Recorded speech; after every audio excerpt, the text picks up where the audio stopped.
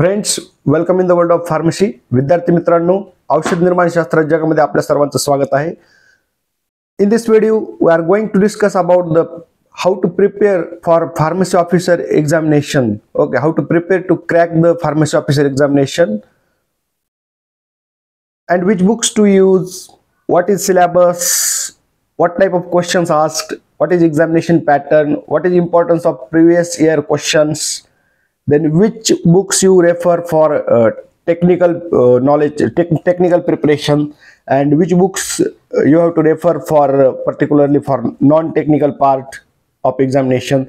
So all details we are going to discuss in this today's video. So why government job? First thing, okay, there is no need to explain. Okay, हे सांगण्याची गरज नाही की का government job पाहिजे. Okay, still we discuss about the benefits of government job, that is financial security, work life balance, satisfaction, job security. Okay, these are the advantages or the privileges of having a government job. Okay, pharmacy officer, so there are different kinds of job vacancies in different government sectors. Okay, सार्वजनिक आरोग्य विभागामध्ये public health department मध्ये pharmacy ऑफिसरची जागा आहे. झडपी pharmacy officer is there. ESIC, DMR, that is director of medical education and research. Okay, ही pharmacy ऑफिसरची व्हॅकन्सी आहे ती मेडिकल कॉलेजला असते, DMR ची. ESIC चे जे कामगार मंत्रालय आहे सेंट्रल गव्हर्नमेंटचं. RRB, रेल्वे रिक्रुटमेंट बोर्ड, आत्ताच त्याच्या जागा निघाले होते पाठीमागे. देन कारागृहामध्ये पण फार्मसी ऑफिसरची जागा असते. ओके, की त्याला मिश्रक हे नाव आहे. ॲक्च्युली त्या काळात म्हणजे इंग्रजांच्या काळात चालू झालेले ते कारागृह आहेत आणि त्यांना फार्मसी ऑफिसरच्या ऐवजी त्या ठिकाणी कंपाऊंडर किंवा मिश्रक नावाचं ते पद आहे. पण ॲक्च्युली क्वालिफिकेशन हे B.Pharm, D.Pharm हे त्याला क्वालिफिकेशन आहे. Okay, then central government health scheme, they also have the pharmacy officer vacancies. Then municipal corporation, ज्या महापालिका आहेत, महानगरपालिका किंवा BMC आहे, बृहन्मुंबई महापालिका. ओके, आर्मीमध्ये पण फक्त आर्मीमध्ये महत्त्वाचं म्हणजे एज लिमिट त्याचं कमी असते. ओके, ते एकदा तुम्ही बघून घ्या. आर्मीमध्ये लवकरात लवकर कमी एज मला वाटतं 22 वर्ष किंवा 23 वर्षच असावं, कारण त्याच्या पुढे नाही आहे. तर लवकरात लवकर ते एक्झाम देऊन, पण त्याच्यामध्ये भरपूर साऱ्या अपॉर्च्युनिटी आहेत. ओके, पण तेवढ्या लवकर तुमच्या लक्षात येणं, तात्काळ ॲक्शन घेणं महत्त्वाचं आहे. ओके, आर्मीमध्ये पण एक चांगली अपॉर्च्युनिटी आहे. नंतर ONGC मध्ये oil and gas corporation of India, steel authority of India, अशा बऱ्याच ठिकाणी फार्मसी ऑफिसरच्या व्हॅकन्सी असतात. ओके, परंतु सगळ्यात महत्त्वाचं एवढ्या साऱ्या व्हॅकन्सी असतात तर बरेच खूप मुलांना वाटत असेल की आम्ही एक्झाम देतो, एवढा अभ्यास करतो, का बरं लागत नाही.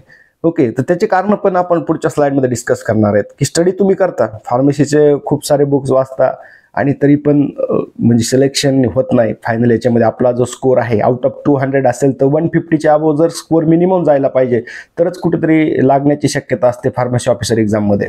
ओके, तुम्हाला 130-40 मार्क पडून जास्त काही फायदा नाही, कारण आपण त्या कट ऑफ मेरिटपर्यंत 150, 55, 60, 170 म्हणजे एवढे मार्क कमीत कमी 150च्या पुढे जायला पाहिजे 200 पैकी, तरच त्या ठिकाणी लागण्याची पॉसिबिलिटी असते.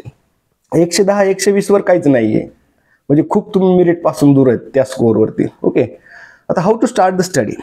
ओके, आता बऱ्याचशा वेळेस आपल्याला म्हणजे काय म्हणतात, एक बोरिंग होऊन जातं की, कारण की म्हणजे इंटरेस्ट निर्माण होणं सगळ्यात महत्त्वाचं आहे. जोपर्यंत तुमच्यामध्ये इंटरेस्ट निर्माण होत नाही तोपर्यंत तुम्ही तो अभ्यास चांगल्या पद्धतीने करू शकत नाही. तर पहिला पॉईंट आहे, पहिली स्टेप आहे की स्टडी स्टार्ट करणं. Start from your favourite subject. जो सब्जेक्ट तुम्हाला आवडतो त्या सब्जेक्टपासून तुम्ही त्याची स्टार्टिंग केली पाहिजे. ओके, ते सर्वात महत्त्वाचं आहे. Then read, understand and revise. समजून घेणं फार महत्त्वाचं आहे. बघा, सगळ्याच गोष्टी तुम्ही मगअप करू शकत नाही आणि मगअप केलेलं, पाठ केलेल्या गोष्टी एक लिमिटपर्यंत तुमच्या लक्षात राहतील, त्याच्यानंतर त्या लक्षात राहणार नाहीत. म्हणजे 8 दिवसांनी 2 महिन्यांनी तुम्ही ते विसरून जाताल. पण एकदा जर तुम्ही गोष्ट, एखाद्या पॉईंट, एखादी कन्सेप्ट जर समजून घेतली तर आयुष्यभर तुम्ही विसरणार नाहीत. Read, understand and revise. Revision is the key to success. बघा, सगळ्यात महत्त्वाचं आहे तुम्ही किती वाचलं हे महत्त्वाचं, जेवढं नाही त्यापेक्षा रिव्हिजन करणं हे फार महत्त्वाचं आहे. रिव्हिजनला 90% वेटेज आहे. म्हणजे तुम्ही किती नॉलेज, तुम्ही किती बुक्स वाचले डझंट मॅटर, का तुम्ही जर रिवाईज नाही केली, मला सांगा ते तुम्हाला लक्षात राहणार आहे का, रिमेंबर होणार आहे का? कायमस्वरूपी तुम्हाला लक्षात ठेवायचं असेल तर किमान एक 2-4 रिव्हिजन, काहीतरी रिव्हिजन करणं महत्वाचं आहे. त्याच्याशिवाय तुम्ही लक्षात ठेवू शकत नाही कायमस्वरूपी. आणि सर्वात महत्वाची तिसरी स्टेप आहे की solve PYQ, previous year questions. Okay, कुठल्याही एक्झामला फेस करताना सगळ्यात महत्वाची गोष्ट आहे की लास्ट 5 इयरमध्ये which type of questions are asked, कशा प्रकारचे प्रश्न हे गेल्या 5 वर्षामध्ये विचारले, त्या प्रश्नावरती विचार करणं, त्या प्रश्नावरती चिंतन करणं, मंथन करणं. ओके, त्याच्यावरती तुम्ही थिंकिंग केली पाहिजे. एक अर्धा 1 तास का बरं काय क्वेश्चन विचारलाय, कुठल्या टॉपिकचा विचारलाय, फिरून विचारलाय, उलट सुलट विचारलाय, म्हणजे कशा पद्धतीने विचारण्याचा प्रयत्न केलाय. तर हे समजून घेणं, एक्झाम पॅटर्न समजून घेणं महत्वाचं आहे. आणि सगळ्यात महत्त्वाचं, जो पेपर सेट करणार आहे त्याच्या मेंटॅलिटीमध्ये तुम्ही जाणं गरजेचं आहे. म्हणजे की एक्झॅक्टली तुम्ही असं समजायचं की तुम्हीच पेपर सेट करताय. तुम्हाला जर पेपर सेटर बनवलं, तुम्ही कसा पेपर सेट करताल? ओके, असं जर विचार केला तर ती एक्झाम तुम्हाला काही डिफिकल्ट जाणार नाही. ओके, प्रिपरेशन स्टेप सगळ्यात महत्वाचं आहे. पहिली स्टेप आहे ती क्रिएट स्टडी प्लॅन और शेड्यूल, एक जनरल शेड्यूल. ठीक आहे ना, मला माहित आहे की तुम्ही कोणत्याही व्यक्तीने जगामध्ये जर शेड्यूल केलं तर अकॉर्डिंग टू मी, मला असं वाटतं कोणी जरी शेड्यूल केलं ते कुठे ना कुठे त्या शेड्यूलमध्ये मागे पुढे होते. अर्धा 1 तासाचं काय म्हणतात त्याला, ते म्हणजे आपण स्ट्रिक्टली फॉलो करू शकत नाही. कारण की कधी तुम्ही जेवण केलं तर दुपारी तुम्हाला झोप लागते, किंवा एखाद्या दिवस काय तर इमर्जन्सी काम निघतं, किंवा एखाद्या मित्राचा फोन येतो. मग अशा वेळेस थोडंसं डिस्टर्बन्सेस होतात. परंतु ते डिस्टर्बन्सेस सोडून एक जनरली अर्धा तास मागे पुढे झालं तरी चालेल, पण एक जनरल, एक टेंटेटिव्ह, एक तुमचा ढोबळ मानाने एक टाइम टेबल तुमच्याकडे तयार असला पाहिजे की मी अशा पद्धतीने स्टडी करणार आहे. ओके, किमान दररोज, हे काय आम्ही म्हणत नाही की तुम्ही 18 तास अभ्यास करा, 10 तास करा, परंतु एक 2-3 तास तरी, सकाळी 1-2 तास, संध्याकाळी 2-3 तास, एवढी जरी तुम्ही स्टडी केली व्यवस्थित.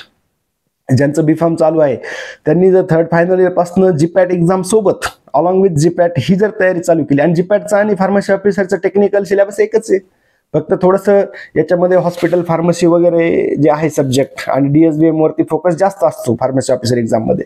तर तुम्ही म्हणजे B.Pharm स्टुडंट असताल किंवा पास आउट असताल तर मग तुमच्याकडे वेळ असतो, किंवा तुम्ही कोणी जॉबवाले असताल तर संध्याकाळी 1-2 तास जरी आपण रेग्युलरली 2 तास जरी वेळ दिला तरी ही एक्झाम तुम्ही क्रॅक करू शकता. कसं क्रॅक करू शकता मी तुम्हाला पुढच्या स्लाइडमध्ये सांगणार आहे.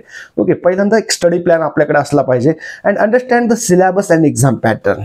ओके, सगळ्यात महत्वाचं सिलेबस. आता सिलेबस बघा, मी सिलेबस बद्दल तुम्हाला सांगितलं. तुम्ही जेवढ्या फार्मसी ऑफिसरच्या एक्झाम आहेत, जिल्हा परिषदच्या असेल, सार्वजनिक आरोग्य विभाग असेल, पब्लिक हेल्थ डिपार्टमेंट, त्याच्यानंतर बाकीचे जे आपले स्टेट लेवलचे आहेत, आणि ESIC आहे, जेवढ्या पण एक्झाम आहेत, RRB आहेत, सगळ्यामध्ये जवळपास 90% technical non technical part same आहे. एक्झॅक्टली सेम म्हटलं तरी हरकत नाही. ओके, फार काही मेजर डिफरन्स नाही. ओके, डिफरन्स असू शकतो 10-20% त्या सिलेबसमध्ये डिफरन्स आहे, पण मेजॉरिटी सिलेबस हा सेमच आहे. त्याच्यामुळे काही काळजी करण्याचं कारण नाही. ओके, त्यामुळे कुठलाही एक सिलेबस कॉपी तुम्हाला नेटवरती सिलेबस कुठेही भेटून जाईल, तेवढा एक सिलेबस कॉपी तुम्ही घ्यायची. 2 पेजेसची सिलेबस कॉपी असेल हार्डली, म्हणजे नॉन टेक्निकलची. टेक्निकल तर तुम्हाला माहिती आहे, टेक्निकलचा सिलेबस बघण्याची गरज नाही. काही सब्जेक्ट आहेत, मी सांगतो पुढच्या स्लाइडमध्ये, तेवढं फक्त फोकस करायचे.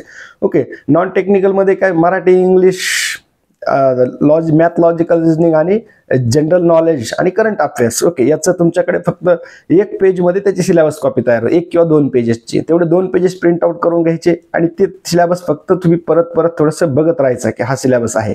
ओके, कारण की तुम्ही दुसरा अभ्यास करून फायदा नाही. सिलेबस सोडून तुम्ही आउट ऑफ सिलेबस गेलात. आणि याच्यामध्ये अजून महत्वाचं एक आहे की तुम्ही TCS आणि IBPS पॅटर्न, हे दोन्ही पॅटर्न पण समजून घेणं गरजेचं आहे. कारण की यांचे थोडेसे क्वेश्चन वेगवेगळे असतात. TCS एक्झाम कंडक्ट करताना क्वेश्चनची टाईप वेगळे असते, IBPS कंडक्ट करताना क्वेश्चनची टाईप वेगळी असते. तरी पण मेजॉरिटी क्वेश्चन म्हणजे सिलेबस हा जवळपास सेमच असतो. म्हणजे त्यांचेही 50% क्वेश्चन म्हणजे एकाच टाईपचे असतात. ओके, म्हणजे असं काही नाही की TCS आणि IBPS मध्ये सिलेबस बदललेला नाही, फक्त रिक्रुटिंग ती एक्झाम घेणारी एजन्सी चेंज झालेली आहे.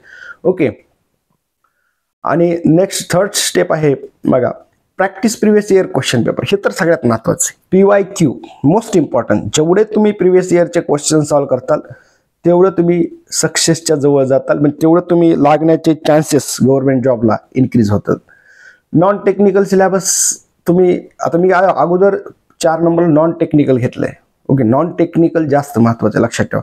फार्मसीच्या मुलांचं 90% आपण फार्मसीमध्ये विचार केला, बीफार्म झालेले मुलं किंवा बीफार्म ज्यांचं चालू आहे, आपलं आणि मॅथचं वाकडे. ओके, आपल्याला मॅथ एवढं जमत नाही. तर हा माझा प्रॅक्टिकल एक्सपिरियन्स आहे. भरपूर लोकांना मॅथ जमत नाही.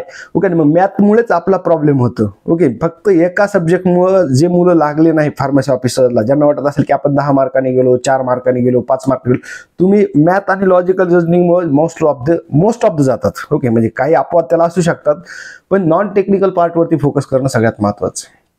हा बा, टेक्निकल सगळ्यांना फार्मसीमध्ये ज्यांचं बी.फार्म झाले, एम.फार्म झाले किंवा जे तयारी करतात, तर फार्मसीमध्ये 40 जे क्वेश्चन आहेत, मग टोटली एक क्वेश्चन 2 मार्काला 80 मार्क्स असतात. 80 पैकी 60 जवळपास सगळ्यांना पडतात. 40 पैकी 30 क्वेश्चन, कोणाचे 28 बरोबर येतील, कोणाचे 32 बरोबर येतील, पण ऑन अन ॲव्हरेज रेंज सारखीच असते, काही फरक पडत नाही. सगळ्यांना जवळपास मेजॉरिटी फार्मसी लोकांना आपल्याला फार्मसी ऑफिसर एक्झाममध्ये सेम मार्क पडतात. डिफरन्स फक्त नॉन टेक्निकलमध्ये होतो. ओके, त्यामुळे नॉन टेक्निकलवरती फोकस करा. फार्मसी सिलेबस थोडं त्याला कमी वेळ द्या. 75% टाइम तुम्ही नॉन टेक्निकलला दिला पाहिजे आणि 25% टाइम टेक्निकलला दिला पाहिजे. ओके, पण जे वीक आहेत टेक्निकलमध्ये, मग त्यांनी टेक्निकल केलं पाहिजे, त्यांच्यासाठी सांगतोय मी. पण बऱ्यापैकी आपल्याला ॲव्हरेज कन्सेप्ट सेमच असतात. मग नॉलेज जवळपास ज्याला फर्स्ट क्लास आहे बीफार्म फायनल इयरला, त्यांना ह्या गोष्टी म्हणजे बऱ्यापैकी येतात. ओके, त्यानंतर टेक्निकलमध्ये सगळ्यात महत्त्वाचं क्लासिफिकेशन. क्लासिफिकेशन जास्त नाही क्वेश्चन येत, पण एक 2-3 क्वेश्चन तर क्लासिफिकेशनवरती येतात. परंतु बघा, लक्षात द्या, फार्मसीमध्ये सगळ्यात बेसिक तुमचं क्लासिफिकेशन तुम्हाला तोंडपाठ पाहिजे. के.डी. त्रिपाठी जे बुक आहे आपलं क्लासिफिकेशनचं, ते तुमच्याकडे 24 तास पाहिजे. ओके, 24 ते 12 महिने 24 तास तुमच्याकडे ते पाठ पाहिजे. तुम्हाला कम्प्लिटली हार्ड कॉपी तुमच्याकडे असली पाहिजे आणि ते तोंडपाठ असलं पाहिजे क्लासिफिकेशन. ओके, आणि काही डिफिकल्ट नाही. ओके, केल्यानंतर ते होतं. ओके, टेक्निकल पार्टमध्ये काय काय करायचं हे नेक्स्ट स्लाइडमध्ये डेप्थमध्ये मी तुम्हाला सांगेल. ओके, आणि लास्ट आहे, तुम्ही काही अटेम्प्ट केले पाहिजे, की मॉक टेस्ट अटेम्प्ट केल्या पाहिजे, काही MCQ प्रॅक्टिस केली पाहिजे. ओके, पण त्यातनं एक आपला कॉन्फिडन्स बिल्ड होतो की बाबा नवीन जर क्वेश्चन आले तर कशा पद्धतीने, म्हणजे आपल्या किती मिस्टेक होत आहे किंवा किती करेक्ट येत आहे, की तुम्हाला कळून जातं की तुम्ही किती पाण्यामध्ये, तुमची कॉन्फिडन्स लेवल काय आहे आणि तुमची प्रिपरेशन कुठपर्यंत आहे. ओके, सो फर्स्ट पार्ट की create study plan. It is important to have clear plan and systematic strategy. Okay, तर प्लॅन तर महत्वाचं आहे. तुम्ही कुठेतरी प्लॅन केला, इम्प्लिमेंट तो होईल, तुम्ही प्लॅन बनवला तर ते आपण 100% इम्प्लिमेंटेशनच्या दृष्टीने प्लॅन बनवतो आणि ऍक्च्युअली इम्प्लिमेंट होताना 50%च प्लॅन इम्प्लिमेंट होतो. तरी पण आपण काय म्हणतो, ट्राय तुम्ही केलं पाहिजे, प्लॅन बनवला पाहिजे. आणि हा प्लॅन बनवताना त्याच्यात महत्वाचा पॉईंट आहे की अॅनालाइज द सिलेबस तुम्ही आधी अॅनालाइज केला. बघा, कधी बघा, स्टडी करताना आपलं टार्गेट काय आहे, की तुम्हाला काही करून फार्मसी ऑफिसर एक्झामिनेशन क्वालिफाय व्हायचे आणि त्याच्यामधनं एक जॉब ऑपॉर्च्युनिटी, आपल्या गव्हर्नमेंट जॉबला लागायचं, ती एक्झाम क्रॅक करणं. इंटरव्ह्यू नाही, काही नाही, फक्त MCQ बेस एक्झाम आहे. ओके, तर मग त्याच्यामध्ये सिलेबस तुम्ही समजून घेणं महत्त्वाचं आहे. डेप्थमध्ये सिलेबस तुमच्या डोक्यामध्ये असे फिट बसला पाहिजे. तुम्ही ते सिलेबस कॉपी, म्हणजे काय म्हणतात, 15-20 मिनिटं, अर्धा तास ते सिलेबस कॉपीकडे दररोज बघितलं पाहिजे, की काय पॉईंट आहेत, कुठले टॉपिक दिलेत, तर तुम्हाला तोंडपाठ झाला पाहिजे. Okay, and identify the areas where you need to focus more. आता एरिया तुम्हाला सांगतो, एरिया मेन फार्मसीच्या मुलांचा सगळ्यांचाच आपला जो मेन एरिया जिथं फोकस करण्याची गरज आहे तो म्हणजे नॉन टेक्निकल आहे. ओके, आणि दुसरी गोष्ट बघा तुम्ही, की 40 क्वेश्चन हे टेक्निकलवरती असतात आणि 60 क्वेश्चन हे नॉन टेक्निकलवरती असतात. म्हणजे वेटेजचा जर विचार केला आपण तर वेटेज हे नॉन टेक्निकलला जास्त आहे. त्यामुळे नॉन टेक्निकलवरती फोकस करणं गरजेचं आहे. Divide your preparation in time based on weightages each topic. सेक्शनमध्ये तुम्ही छोट्या ते प्रिपरेशन सब्जेक्ट्स डिवाइड केले पाहिजे. Plan your study hours in such way that you have enough time for revision. Okay, revision is की फॉर सक्सेस. मी तुम्हाला परत सांगतोय का रिव्हिजन ही फार महत्वाची आहे. रिव्हिजन, तुम्ही 10 बुक्स वाचले आणि तुम्ही रिवाइज नाही केलं तर ते 10ची व्हॅल्यू 0 होऊन जाते. का रिवाइज करणं असं काय, आपण काय आइन्स्टाईन नाहीत की एकदा वाचले की ते कधी विसरणार नाही. ओके, तर तुम्हाला ते रिवाइज करणं गरजेचं आहे. 10 बुक वाचण्यापेक्षा 2च बुक वाचा, पण त्याची रिव्हिजन 4 वेळेस करा, म्हणजे ते कायमचं तुमच्या लक्षात राहील. Okay, and break down your study into the smaller sessions. छोट्या सेशनमध्ये एकदाच बसले की असं ठरू नका आता मी 6 तास उठणारच नाही. ते पॉसिबल नाही प्रॅक्टिकली. 6 तास तुम्ही कंटिन्यू बसू शकत नाही. त्यामुळे तुम्ही 1 तास बसा, 2 तास बसा, इंटरेस्ट निर्माण झाला तर 2-3 तास बसा, 1 तास झाला तर ब्रेक घ्या, थोडंसं म्हणजे इकडे तिकडे फिरून यायचं किंवा थोडंसं चहा वगैरे घेऊ शकता किंवा काहीतरी, किंवा थोडं 5 मिनिटं मोबाईल तुम्ही बघू शकता. ओके, तर अशा पद्धतीने सेशनमध्ये तुम्ही डिवाइड केलं पाहिजे की आपल्याला काय करायचं नाही. काही छोट्या स्मॉलर सेशनमध्ये अभ्यास चांगला होतो. Okay, next, understand the syllabus and exam pattern. This is the most important thing. आता ही स्लाइड तुमच्यासाठी अत्यंत महत्वाची आहे. Okay, it is very important to understand the exam pattern thoroughly. Okay, exam pattern काय, which type of questions are asked, which is the syllabus. Okay, so here I have divided into two parts. The first is technical, 40 marks. म्हणजे 40 marks actually 40 questions. एक question 2 मार्काला असतो, 80 marks. Okay, depend on the recruiting agency और the जे कोणी exam घेणार आहेत, कधी 1 मार्काला एक क्वेश्चन असतो, कधी मोस्टली 2 मार्काला असतो एक क्वेश्चन. ओके, आता टेक्निकल मध्ये बघा, कॉलॉजी आहेत आपले जो सब्जेक्ट आहे, जे सब्जेक्ट आपले बी फार्मला आहेत तेच सब्जेक्ट आहेत, फक्त थोडासा डिफरन्स आहे. कारण की याच्यामध्ये मेनली फार्मसी ऑफिसर मध्ये हॉस्पिटल फार्मसीतले क्वेश्चन विचारतात, जे की डिप्लोमाला आहे. डिग्रीला बी फार्मला हॉस्पिटल फार्मसी सब्जेक्ट कुठेही नाही. ओके, डिप्लोमालाच हॉस्पिटल फार्मसी सब्जेक्ट आहे. आणि दुसरा DSBM आहे, drug store and business management. ह्या 2 सब्जेक्टवरती क्वेश्चन विचारतात. आणि ज्या मुलांची डिग्री झाली, ज्याचा डिप्लोमा झालेला नाही, अशा लोकांनी हे 2 बुक डिप्लोमाची घ्यायची. ओके, डिप्लोमाची 2 बुक घ्यायची, हॉस्पिटल फार्मसीचं आणि DSBMचं. ते थोडे रिवाइज करा, 2 दिवसात तुमची वाचल होतील. एका बुकला 1 दिवस खूप झाला, दुसरा 2 दिवस. ते लिहून काढायचे इम्पॉर्टंट पॉईंट्स त्याच्यामधले एका नोटबुकमध्ये. Okay, pharmacology, hospital pharmacy, PJ jurisprudence वरती 2-4 क्वेश्चन, कमीत कमी 2 क्वेश्चन तर फिक्स असतात. त्याच्यामुळे शेड्यूल आणि जे ऍक्ट वगैरे आहेत त्यांचं इयर आहे, कोणता ऍक्ट कोणत्या साली आला, ते त्याच्यावरती क्वेश्चन फिक्स असतात. त्यामुळे थोडंसं ते ज्युरिस्प्रुडन्सचे एक एक्स्ट्रॅक्ट महत्वाचे पॉईंट नोटबुकमध्ये लिहूनच काढायचे, शेड्यूल आणि ऍक्ट अँड इयर, ते ऍक्टचं इयर. ओके, एवढ्या गोष्टी. देन डिस्पेन्सिंग, DSBM मी आता सांगितलं, DSBM साठी डिप्लोमाचं बुक तुम्ही रेफर करा. बायोकेमिस्ट्री फार बेसिक सब्जेक्ट आहे, याच्यासाठी बेस्ट बुक सत्यनारायण आहे, त्याच्यामध्ये खूप छान दिलेलं आहे. बेसिक फार्मास्युटिक्ससाठी RM मेहता तुम्ही यूज केले पाहिजे, दोन्ही पण. RM मेहता फर्स्ट सेकंड डिप्लोमाचं. ओके, आता इथे लॅकमन वाचून काही जास्त फायदा नाही तुम्हाला, हे काय GPAT एक्झाम नाही. फार्मसी ऑफिसरला तुम्हाला RM मेहतामधलेच क्वेश्चन त्या टाईपचे येतात. ओके, म्हणजे आपण चुकीचं वाचतो, हे पण चुकतं. तुम्ही जर म्हणा मी GPAT क्वालिफाय आहे टेक्निकल, तरी पण मला मार्क फार्मसी ऑफिसर एक्झाम मध्ये पडत नाही, तर याचं कारण हे आहे की तिथे GPATचे क्वेश्चन हे वेगळे आहेत आणि फार्मसी ऑफिसर एक्झामचे क्वेश्चन्स हे वेगळे आहेत. द इनऑर्गॅनिक केमिस्ट्रीसाठी तुम्ही ढाके टिप्पणी सारखं बुक खूप छान आहे, ते तुम्ही यूज करू शकता. ब्लॉकनेट रोजचे, पण ढाके टिप्पणीच बेस्ट आहे. ओके, तर हे टेक्निकल सब्जेक्टचं रिलेटेड झालं. ओके, मायक्रोसाठी तुम्ही वापरू शकता. ओके, आपलं कोकरे सरांचं बुक आहे मायक्रोसाठी. ओके, नॉन टेक्निकल मध्ये बघा, आणि अजून टेक्निकल सब्जेक्ट आहेत त्याचे पण तुम्ही बुक्स बऱ्यापैकी, आता कोग्नससाठी गोखले पुरोहित कोकाटे आहे. नॉन टेक्निकल मध्ये बघा 60 क्वेश्चन्स असतात, जनरली 120 मार्क असतात. Each question carry 2 mark. त्याच्यामध्ये मराठी, इंग्लिश हे सब्जेक्ट आहेत. 15 क्वेश्चन्स मराठीवरती, 15 इंग्लिशवरती, 15 मॅथ लॉजिकल रिझनिंग वरती, आणि GK general knowledge and current अफेअरसाठी त्याच्यावरती 15 क्वेश्चन. असे टोटल 60 क्वेश्चन्स आणि 120 मार्क्स नॉन टेक्निकलला असतात. ओके, तर हे आहे सिलेबस आणि एक्झाम पॅटर्न. ओके, आता practice, next point, practice previous year question, PYQ, previous year question. Previous year question मी तुम्हाला सांगितले महत्वाचे. यासाठी तुम्हाला हे कुठे भेटतील प्रिव्हियस इयर क्वेश्चन, तर तुम्ही गुगलवरती जर सर्च केलं तर काही PDF तुम्हाला भेटतील, आणि यूट्यूबला मोस्टली व्हिडिओ आहेत. ओके, माझे बरेचसे व्हिडिओ मी previous year question paper explain केलेले आहेत, ते तुम्ही बघू शकता, किंवा जे दुसरे युट्यूबर्स आहेत त्यांचे व्हिडिओ बघू शकता, किंवा PDF त्याच्यात तुम्हाला भेटतील, किंवा काही ठिकाणी म्हणजे वर्ड फाईलमध्ये कॉपी पेस्ट होऊ शकतं वेबसाईटवरती, किंवा ब्लॉगमध्ये टाकलेले क्वेश्चन आन्सर आहेत ते पण तुम्ही बघू शकता. ओके, तर प्रिव्हियस इयर क्वेश्चन पेपर का स्टडी करायचे, का तुम्हाला डिफिकल्टी लेवल अंडरस्टँड करून घ्यायची. ओके, त्याच्यामध्ये काही इझी क्वेश्चन पण असतात, म्हणजे काय सगळेच क्वेश्चन डिफिकल्ट आहे असं नाही, काही क्वेश्चन इझी पण असतात. ओके, त्याच्यासाठी आपल्याला previous year question paper practice करणं महत्वाचं आहे. ओके, नेक्स्ट, आता टेक्निकलसाठी रेफरन्स बुक कुठले वापरायचे. ओके, जनरली तुम्हाला आता सर्वांना माहितच आहे, तर पण 1-2 मिनिटांमध्ये सांगतो. कॉलॉजीसाठी तुम्ही KD त्रिपाठी बेस्ट आहे, आणि तुम्ही त्याच्यामध्ये मेनली त्याचे क्लासिफिकेशनचं छोटं बुक तुम्ही केलं पाहिजे. आणि अॅनाटॉमीसाठी तुम्ही डिप्लोमाचं पण अॅनाटॉमीचं बुक यूज करू शकता, D.Pharmला पण आहेत जे. ओके, जे फेमस आहेत त्याच्यामधले बुक, किंवा रॉस अँड विल्सन तर आपल्या डिग्रीचे. अॅनाटॉमीसाठी कुठलंही वापरू शकता, त्याच्यामध्ये काही नाही. ओके, आणि फार्मास्युटिकल अनालिसिस चटवाल आनंद आहे, पण एवढ्या डेप्थमध्ये क्वेश्चन विचारत नाहीत, पण एक ओव्हरलुक काय काय महत्वाचे पॉईंट तुम्ही बघितले पाहिजे. ओके, कारण फार्मसी ऑफिसरमध्ये अनालिसिस वरती फार काही म्हणजे हाय लेवलचे क्वेश्चन हे विचारले जात नाहीत. ओके, फार्माकोग्नसीमध्ये गोखले पुरोहित कोकाटे हे बेस्ट आहे. मायक्रोसाठी कोकरे सरांचं बुक, बायोकेमिस्ट्रीसाठी सत्यनारायण बेस्ट आहे, बायोटेकसाठी सत्यनारायण, मॅनेजमेंटसाठी सचिन इटकर, किंवा अजून दुसरं कुठलंही रेफर करू शकता. PJ साठी कुचेकर सरांचं, इनऑर्गॅनिकसाठी ढाके टिप्पणीस, ब्लॉकनेट रोज, फार्मास्युटिक्ससाठी आर एम मेहताचे दोन्ही volume first second, Wilson Gisvold medicinal केमिस्ट्रीसाठी. ओके, माझं आवडतं बुक आहे विल्सन गिसॉल्ट. जरी मोठं दिसायला असेल तरी बेस्ट बुक आहे. ओके, त्याच्यासारखं मेडिसिनल केमिस्ट्री दुसऱ्या कुठल्याही बुकमध्ये दिलेलं नाही. हॉस्पिटल फार्मसीसाठी तुम्ही डिफॉर्मचं बुक यूज करायचं आणि DSBM साठी पण डिप्लोमा जे बुक असेल, जे कोणतं असेल डिप्लोमा ते यूज करायचे.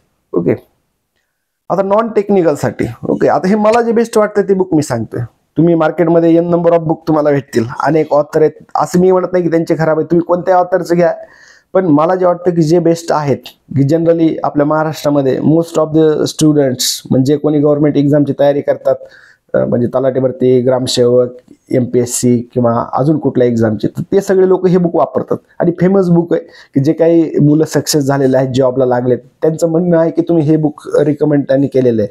नॉन टेक्निकलसाठी मराठी आणि इंग्लिशसाठी तुम्ही बाळासाहेब शिंदेचं बुक यूज केलं पाहिजे. आणि मी पण हे बुक पाहिले की छान बुक आहे, व्यवस्थित खूप चांगल्या पद्धतीने त्याच्यामध्ये दिलेलं आहे. तर दोन्हीसाठी मराठी आणि इंग्रजी विषयासाठी तुम्ही बाळासाहेब शिंदेचं बुक वापरलं, ओके, तरी तुम्हाला बेस्ट रिझल्ट भेटायला पाहिजे आणि भेटेल. ओके, कारण की ऑलरेडी तुम्ही 1ली ते 10वी जे शिकलात ना मराठीमध्ये व्याकरण, इंग्लिश व्याकरण, त्याच्यावरतीच क्वेश्चन असतात. ओके, त्यातच तुम्हाला 15 पैकी 10च्या पुढे क्वेश्चन तुमचे त्या बेसवर बरोबर येतात, जे आपलं बेसिक नॉलेज आहे. म्हणजे 90% मुलांना, 80% मुलांचे बरोबर येतात. पुढच्या 5 क्वेश्चन बरोबर येण्यासाठी हे बुक आपल्याला यूज करायचे. ओके, आणि नॉन टेक्निकलसाठी दुसरा जो सब्जेक्ट आहे मॅथ आणि लॉजिकल रिझनिंग, तर हे 2 बुक तुमच्याकडे असलेच पाहिजे. तुम्हाला जर गव्हर्नमेंट जॉबला लागायचं असेल तर हे 2 बुक पहिले तुम्ही घेतले पाहिजे. हे पहिलं अंकगणित म्हणजे ॲप्टिट्यूडसाठी क्वांटिटेटिव्ह ॲप्टिट्यूड, आणि दुसरं आहे लॉजिकल रिझनिंगसाठी मेंटल ॲबिलिटी लॉजिकल रिझनिंग. हे सचिन ढवळे सरांचे, ओके, सचिन ढवळेंचे हे दोन्ही बुक तुमच्याकडे असले पाहिजे. आणि फक्त हे बुक नाही, तुम्हाला त्या बुकमध्ये तर दिले, खूप छान दिलेलं आहे. तर बुक सोबत along with this book you have to watch the YouTube videos of Sachin Dhawale sir. Sachin ढवळेंचे यूट्यूबचे व्हिडिओ तुम्ही बघितले पाहिजे. हे जर कॉम्बिनेशन केलं तर हे एकदम भारी कॉम्बिनेशन होऊन जाईल. कारण की ते बुकमध्ये दिलेलं, या बुकमध्ये दिलेले क्वेश्चन आणि तिकडे त्यांनी यूट्यूबला पण टाकलेले आहेत त्या टाईपचे क्वेश्चन. ओके, तर मग ती यूट्यूब आणि बुक जर तुम्ही कंबाईन केलं, तुम्हाला सांगतो मॅथ लॉजिकल रिझनिंग मध्ये तुम्हाला जवळपास आउट ऑफ मार्क येतील. तुम्ही जर हे 2 बुक आणि ढवळे सरांचे यूट्यूबचे व्हिडिओ, भरपूर त्यांनी खूप चांगल्या पद्धतीनं सगळ्या टॉपिकवरती व्हिडिओ टाकलेले आहेत आणि फ्री ऑफ कॉस्ट तुम्हाला यूट्यूबवरती अवेलेबल आहे. कुठलाही क्लास लावण्याची गरज नाही, कोणाला पैसे देण्याची गरज नाही. आणि मी तर सांगेल कोणत्या भानगडीत पडू नका की याचे क्लास लाव, त्याचे क्लास लाव.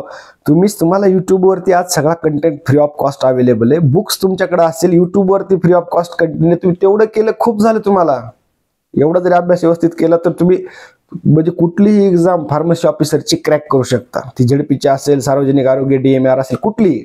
ओके, विनाकारण उगा क्लास लावण्यात ते काहीतरी दुसरंच करण्यात अर्थ नाही. ओके, कारण जिथं म्हणजे मला काय म्हणायचं, तुम्हाला free of cost high quality content तुम्हाला युट्यूबला फ्री ऑफ कॉस्ट अवेलेबल आहे. आणि बुक्स तुमच्याकडे जर असतील चांगल्या पद्धतीचे तर तुम्ही म्हणजे एवढं जरी केलं तर खूप मोर दॅन सफिशियंट. ओके,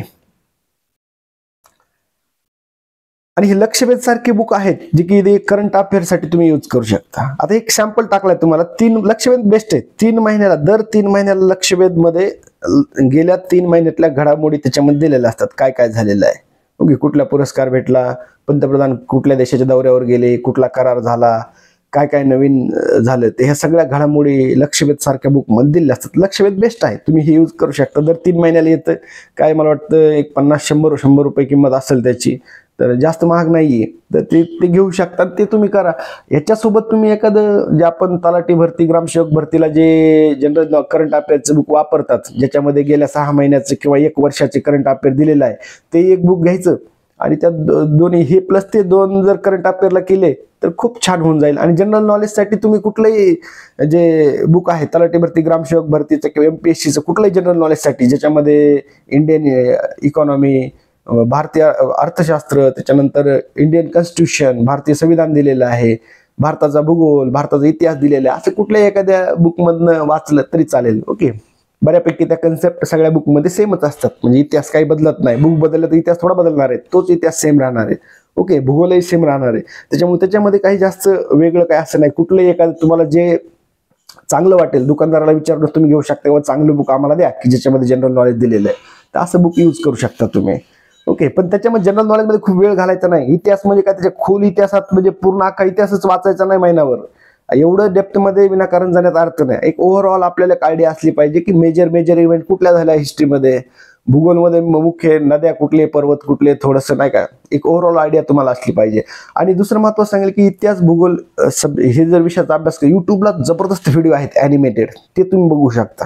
भारताचा भूगोल असेल, हिमालय पर्वतरांगा आहेत, विंध्य पर्वत, ते म्हणजे ॲनिमेशनमध्ये काही व्हिडिओ मी पाहिले, एवढे उत्कृष्ट एक्सलंट क्वालिटीचे व्हिडिओ आहेत की तुम्ही भारताचा भूगोल कधीच विसरू शकत नाही, भारताचा इतिहास, जगाचा इतिहास कधीच विसरू शकत नाही. एवढे जबरदस्त क्वालिटी व्हिडिओ यूट्यूबवरती काही चॅनलला अवेलेबल आहे, तुम्ही सर्च करू शकता, तुम्हाला भेटून जातील ते. ओके. आणि करंट अफेअर ची तयारी करताना गेल्या 1 वर्षातलं करंट अफेअर, 1-1.5 वर्षामधलं, खूप जुनं करंट अफेअर महत्वाचं नाही, 5 वर्षापूर्वी काय झालं ते महत्वाचं नाही. ह्या 1-1.5 वर्षामध्ये कुठल्या घटना झाल्या एक्झामच्या अगोदर, त्याच्यावरती तुम्हाला क्वेश्चन येतात. ओके. त्यासाठी लक्षवेध हे एक बेस्ट आहे. बाकीचे पण भरपूर आहेत, पण मला जे वाटतं ते मी तुम्हाला शेअर करतोय. ओके. आणि व्हॉट टू स्टडी, आता स्टडी काय करायचं बघा, हा पण फोकस फार महत्वाचा आहे. आणि तुम्हाला हे समजायला पाहिजे की सिलेबस कॉपीमध्ये क्लिअरली त्यांनी मेन्शन केलेलं आहे, तरी पण आपण त्याच्यामध्ये कमी पडतो बरेचसे विद्यार्थी. ओके. व्हॉट टू स्टडी, काय स्टडी केलं पाहिजे एक्झॅक्टली, म्हणजे कशावरती क्वेश्चन येतो बघा. सिनोनिम अँटोनिम जेवढे त्या बुकमध्ये दिलेले आहेत बाळासाहेब शिंदेच्या मराठी आणि इंग्लिशमध्ये, समानार्थी शब्द, विरुद्धार्थी शब्द दोन्हीकडे एकच आहे, मराठीमध्ये तेच विचारतात, इंग्लिशमध्ये पण तेच विचारतात. तर हे सिनोनिम अँटोनिम, समानार्थी विरुद्धार्थी शब्द मराठीमध्ये तुम्ही एकदम परफेक्ट केले पाहिजे. ओके. बिलकुल दररोज थोडेसे काही लिहून काढले तरी चालेल. जे आता त्याच्यामधले सिनोनिम अँटोनिम जेव्हा तुम्ही वाचता त्यातले 25% 50% आपल्याला अगोदरच माहीत असतात. ओके. कारण फार्मसी झाल्यामुळे तुम्ही थोडं इंग्लिश आपली इझी होऊन गेलेली असते, म्हणजे इंग्लिश लँग्वेज बद्दल जास्त काही तुमच्या मनामध्ये प्रेशर नसतं. ओके. त्याच्यामुळे जे काही क्वेश्चन, जे सिनोनिम अँटोनिम तुम्हाला येत नाही तेवढे फक्त लिहून काढायचे. लिहून काढून थोडं जसं आपण 5वी ते 10वी मध्ये शब्द पाठ करतो तशा पद्धतीने केलं तरी हरकत नाही, कारण थोडं हार्ड वर्क तुम्हाला घ्यावं लागणार आहे. ओके. त्यानंतर स्पेलिंग वरती पण क्वेश्चन विचारतात बघा, एखाद्या शब्दाची स्पेलिंग काय आहे याच्यावरती पण क्वेश्चन, हे सगळ्या एक्झाम मध्ये एक तरी क्वेश्चन असतो, एक तरी स्पेलिंगचा क्वेश्चन असतो. त्यामुळे जनरली बऱ्याचशा मुलांचे मी बघतो की स्पेलिंग मिस्टेक भरपूर होतात, कुठल्या साध्या शब्दाचे स्पेलिंग येत नाही. आणि तुम्ही अपेक्षा करता की मला फार्मसी ऑफिसरमध्ये मी सिलेक्ट झालो पाहिजे, मग त्यासाठी थोडं स्पेलिंग शिका ना, थोडे कष्ट घ्या ना, लिहून काढा. त्यानंतर पंक्च्युएशन मार्क म्हणजे जे की आपले वेगवेगळे चिन्ह आहेत, उद्गारवाचक चिन्ह, कॉमा, फुल स्टॉप, ओके, स्वल्पविराम, ह्याच्यावरती पण क्वेश्चन येतो. ओके. तर सिंपल क्वेश्चन असतो पण तो चुकू शकतो, सिली मिस्टेक होण्याचे चान्सेस खूप जास्त आहेत. द इडियम्स अँड फ्रेजेस म्हणजे वाक्प्रचार व म्हणी, त्याच्यावरती पण क्वेश्चन, ते थोडेसे पाठ करून ठेवले पाहिजे. जसे शब्द तुम्ही पाठ करणार तसे ते इडियम्स फ्रेजेस पण वाचले पाहिजे, परत लिहून काढले पाहिजे काही डिफिकल्ट असतील तर. ओके. बेसिक ग्रामर जे आहे, ऍक्टिव्ह व्हाईस, पॅसिव्ह व्हाईस, याच्यावरती एखादा क्वेश्चन, डिग्रीवरती चेन त्याचे एखादा क्वेश्चन. ओके. आणि पर्टिक्युलरली मराठी विषयामध्ये जे काही लेखक, त्याचं पुस्तक आणि त्याचे लेखक याच्यावरती क्वेश्चन विचारतात. त्यामुळे जेवढे पुस्तक आणि लेखक आहे ते तोंडपाठच करून टाकायचे, किंवा महात्मा ज्योतिबा फुलेंनी कोणते पुस्तकं लिहिले, ओके, अजून एखाद्या ऑथरने कोणते लिहिले, ते पुस्तक आणि लेखक हे तोंडपाठ पाहिजे. कोणाला ज्ञानपीठ पुरस्कार भेटला हे गोष्टी. ओके. मॅथ रिझनिंग मध्ये बस तुम्हाला फक्त सचिन ढवळे यांचं बुक, ते 2 बुक आणि त्यांचे युट्यूबचे व्हिडिओ, याच्यामध्ये कम्प्लीट 99% तुमचं कव्हर होते. ओके. त्यामुळे बाकी दुसरं काहीच करायचं नाही, ते 2 बुक आणि त्यांचे युट्यूबचे व्हिडिओ, आणि त्यासाठी एक नोटबुक. तिथून बघून काही होणार नाही, मी तुम्हाला क्लिअर सांगतोय. एक 200 पेजेसची नोटबुक तुमच्याकडे असली पाहिजे, ती फक्त तुम्ही मॅथ आणि लॉजिकल रिझनिंगसाठी सेपरेट केली पाहिजे. ओके. आणि तरच तुमचा अभ्यास होऊ शकतो. ओके. असं फक्त वाचून डोळ्याने होणार नाही, लिहून तुम्हाला काढावं लागेल. ओके. जनरल नॉलेज आणि करंट अफेअरसाठी any book which covers last 1 year current अफेअरसाठी तुम्हाला आता हे लक्षवेध आहे, किंवा अजून दुसरे कुठलंही बुक तुम्ही यूज करू शकता. ओके. किंवा जनरल नॉलेजसाठी पर्टिक्युलर तलाठी भरतीचं एखादं बुक असेल ते पण तुम्ही यूज करू शकता. ओके. आणि करंट अफेअरसाठी तुम्ही कुठलंही घेऊ शकता, किंवा लक्षवेध करंट अफेअरसाठी पर्टिक्युलरली. ओके. त्याच्यामध्ये Indian history, geography, constitution, general science हे तुमच्या जनरल नॉलेजमध्ये येतं, ऑलरेडी आपण डिस्कस केलंय.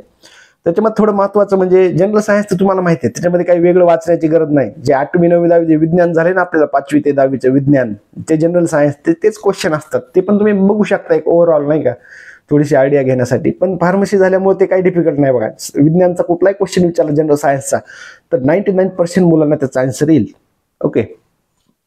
त्यानंतर RTI राईट टू इन्फॉर्मेशन, माहिती अधिकार कायदा अण्णा हजारेंनी आणलेला. ओके, तो RTI पूर्ण वाचून घ्यायचा. त्याच्यामध्ये महत्त्वाचे हायलाइटेड पॉईंट्स काय आहेत.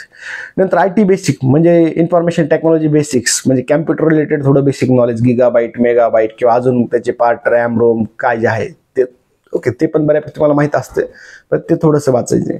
ओके, नंतर करंट अफेअर आहे, त्याच्याबद्दल आपण बोललो. त्यामध्ये पर्टिक्युलरली स्पोर्ट करंट अफेअरमध्ये, की स्पोर्टमध्ये ऑलिम्पिक झाला असेल किंवा कुठले गेम्स असतील, एशियन गेम्स असतील किंवा इंडियामध्ये अजून कुठले गेम्स झाले, कोणाला अर्जुन पुरस्कार भेटला. ओके, दरवर्षी अर्जुन पुरस्कार दिला जातो. ते कुठले स्पोर्ट रिलेटेड ॲक्टिव्हिटी किंवा क्रिकेटमधले पण क्वेश्चन येतात. ओके, क्रिकेटमधला क्वेश्चन तर चुकलाच नाही पाहिजे. ओके, की कोणता मॅच झाला, कोणती ट्रॉफी आपण जिंकली. ओके, फायनल सामना कोण झाला, man of the match, man of the series, किंवा अजून क्रिकेटवरती एखादा क्वेश्चन विचारतो. बऱ्याच एक्झामला मी पाहिले की क्रिकेटवर क्वेश्चन हा असतो. ओके, पण 100% त्याची गॅरंटी नाही, पण बऱ्यापैकी एखादा विचारला जाऊ शकतो. ओके, आणि अवॉर्ड्स, कोणाला कुठले पुरस्कार भेटले ते करंट अफेअरमध्ये तुम्हाला माहिती पाहिजे. ओके, कारण काही वेळेस काय होते की दुसऱ्या देशाचे जे राष्ट्राध्यक्ष, दुसरा देश आपल्या पंतप्रधानांना एखादा पुरस्कार देतात, त्यांचा हायेस्ट सिव्हिलियन अवॉर्ड वगैरे देतात, किंवा इंडियामध्ये कोणते अवॉर्ड, कोणत्या लोकांना कोणते अवॉर्ड भेटले, स्पोर्टवाल्याला भेटले, लिटरेचरमध्ये भेटलं, तर हे थोडंसं तुम्ही ते करंट अफेअरमध्ये वाचायचे आणि ते कव्हर होऊन जाईल ऑटोमॅटिकली. ओके, ते बुक जर तुम्ही घेतलं त्याच्यामध्ये दिलेलं असते, फक्त आपण ते महत्त्वाचे पॉईंट हायलाईट करायचे. ओके, आणि लास्ट हे सगळं झाल्यानंतर तुमची प्रिपरेशन चांगली झालेली आहे, तुम्ही प्रिव्हियस इयर क्वेश्चन पेपर वाचलेत, सिलेबस टेक्निकल नॉन टेक्निकल पूर्ण कव्हर झाला, थोडेसे तुम्ही मॉक टेस्ट दिल्या पाहिजे. ओके, तर मॉक टेस्टसाठी तुम्ही टेस्ट सिरीज लावू शकता कोणाकडे. ओके, याच्यात लावल्या तर याच्यामध्ये काही चुकीचं नाही. ओके, किंवा तुम्ही यूट्यूबला याच्यावरती काय म्हणतात आपण त्याला, नेटवरती तुम्हाला काही क्वेश्चन भेटतील, सॅम्पल क्वेश्चन, ते तुम्ही सॉल्व्ह करू शकता.